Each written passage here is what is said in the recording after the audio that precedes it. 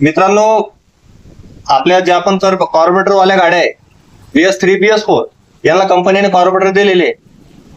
या कार्बोरेटर मध्ये जनरली आपल्याला एक प्रॉब्लेम बघायला भेटतो की कार्बोरेटरच्या एअर मधून पेट्रोल गळतं कसं. हे बघा, या इकडं तुम्हाला दाखवतो मी. हे बघा पेट्रोल कसं गळतं इथून.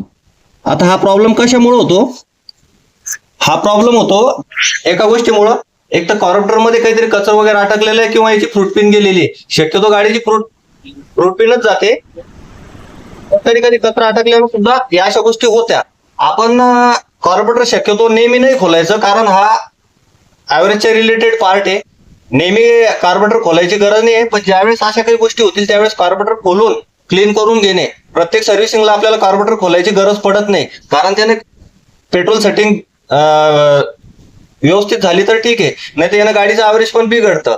काही मेकॅनिक व्यवस्थित पेट्रोल सेटिंग जमत नाही किंवा नवीन असेल तर प्रॉब्लेमच होतो. आणि परत एक गोष्ट, यामध्ये आपण पेट्रोल येत असेल तर यामध्ये काडी वगैरे काही घालायची नाही, कारण इथं जरी काडी घातली आपण पण हे पेट्रोल पाठीमागं एअर फिल्टर मध्ये किंवा समोर वॉल मध्ये जाऊन गाडी वरफुल होते, मग गाडी स्टार्ट पण होत नाही. म्हणून असं जर आपल्या गाडीचं पेट्रोल वगैरे येत असेल तर वेळेवर मेकॅनिकला दाखवून कार्बोरेटर क्लीन करून घेणे, फ्रूट पिन चेंज करून घेणे. अशाच इन्फॉर्मेटिव्ह व्हिडिओसाठी माझ्या पेजला फॉलो करा, लाईक करा, कमेंट करा आणि शेअर करायला पण विसरू नका.